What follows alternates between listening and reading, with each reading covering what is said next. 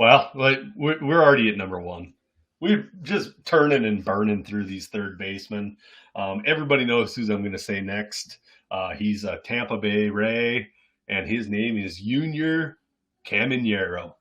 He's 6'1", 157 pounds. That's a lie. He's at least 180 pounds. He's a built human being. So 157 pounds is wrong. He's age 20. He was born 7/05, 2003 in the Dominican Republic. He did debut last year, and his stats are broken down as 2023. He had 460 at bats. He batted 324 on base on base percentage of 384, slugging of 591, with another whopping on base plus slugging of 975. This was over high A and double A.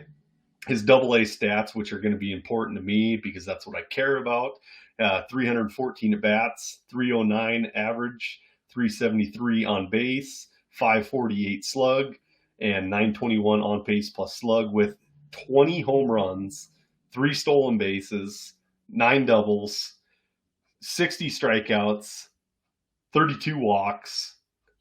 Like, how do you quantify Junior Caminero? He's everybody's in love with him, right? Well, Brian, I will say this. We got on here last year, and we said, do not miss Junior Caminero. Go buy him. Get Caminero. And we've been blasting that all year, reminding people, hey, we were telling you. And it's not to say he wasn't ranked anywhere. He was ranked. He was a top 50 prospect in some places. But we were saying on that podcast, we were saying he is going to move from being where he is now to being at the top end. And sure enough, Scout the Stat Line has him number 1 overall. This is the best power prospect that you're likely to find that's going to be productive in the major leagues. Go get this guy. You throw everything you can to go get Junior Caminero, because I think there's superstar potential here. No, you're not going to get stolen bases. As Doc Holliday said, like, there's something nice about having somebody that's going to be reliable. You know he could hit. You know he's got power. He didn't have a great debut, so that maybe means you got a shot at him. And I would take full advantage. He has been playing in another summer league or winter league, Dominican Winter League, where he is 10 years younger than the average person that's playing in that league. And guess what? He's been doing the same thing that he did to the Australian League last year, where he was 7.5 years younger. He's destroyed it. Slugged 575, 5 home runs. The guy is a monster masher. And Scout the Stat Line thinks he's the best prospect in baseball. So go get him, because the market doesn't have him at number 1. One more thing that I want to say about Junior, and then I'll let you guys take it over. 2 more things. He projects for 32 home runs per 600 plate appearances. That's pretty monstrous. And he draws one of the most interesting comps that we've got in this entire system to Vladimir Guerrero Jr. How about that? It's a pretty good one. Well, don't say that these days. I've never seen people more down on Vladdy than right now. But no, he's Vladdy Jr. with go buy Vladdy too. With a better logic. Yeah. Go buy Vladdy. Go buy Junior. Yeah. Go buy both of them. I got a question, and I've wondered this for a while now. What's the deal with? Is that his real weight on Baseball Ref? He's 157 on there. I'm like, there's no way this kid's crushing 30 bombs. With that weight. Yeah. No, he's solidly built.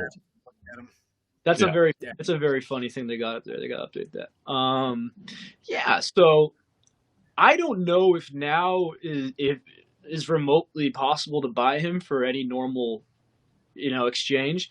I wouldn't, okay, here's the thing. This is the kind of, when guys get this much hype, like Jackson Holiday, I try to find it. Does anyone have anything bad to say about this guy? And there's no one's going to be sitting here saying, well, no one's saying it's going to be saying bust or, this guy sucks. You're not going to be hearing that.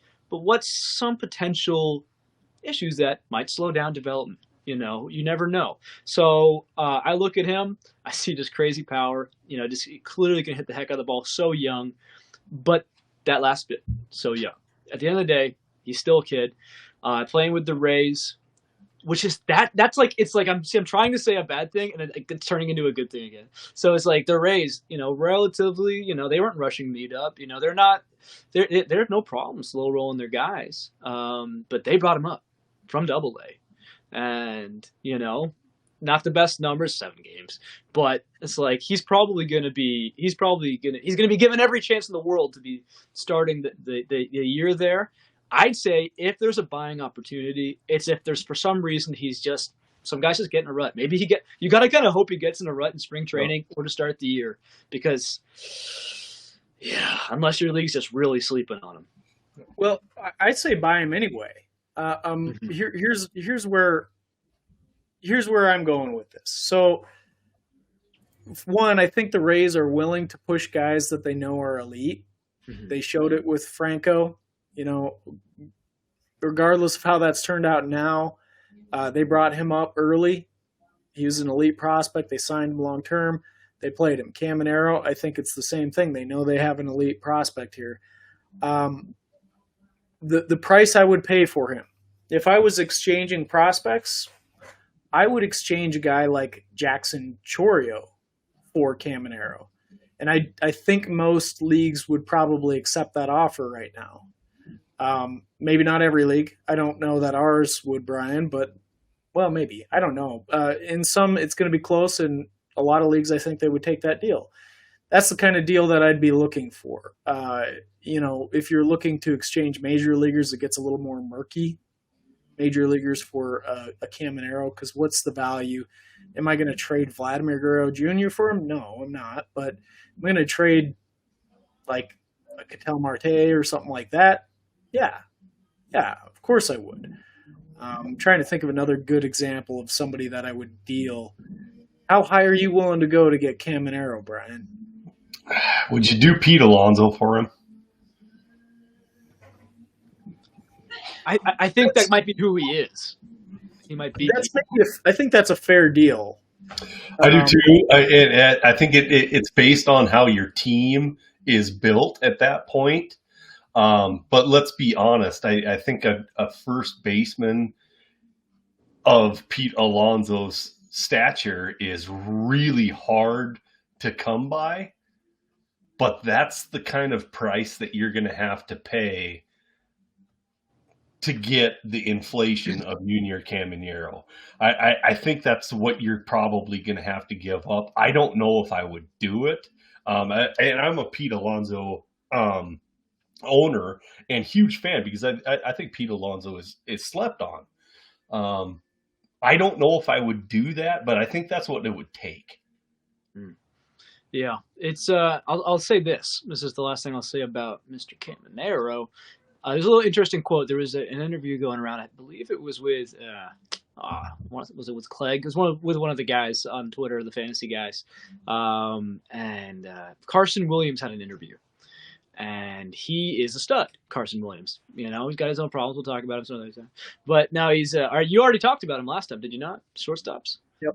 Yep. So he had this little bit where they asked him about Caminero, and Carson Williams, a fellow, potentially top 20 prospect, said that, oh, no, this guy's the best bat I've ever seen. It's freakish. The things he does is just otherworldly. This is Carson Williams saying this. I'm like, okay, well, if Carson Williams is saying that, then, this guy's got to be pretty dang good. Like, he was basically Carson Williams is putting himself here and Caminero up there. So do with that what you will. I like that little stuff that maybe the stats don't always say. Yeah. Or they don't always. I mean, they do in this case, but, the little extra cherry on top in case you weren't excited enough. I love it. Me too. He's a go get him for everybody that's involved in fantasy baseball. The question is, what do you give up for him? Junior Caminero, number 1 overall, third baseman. Number 1 overall prospect. Yeah, for scoutthestatline.com. Go get him.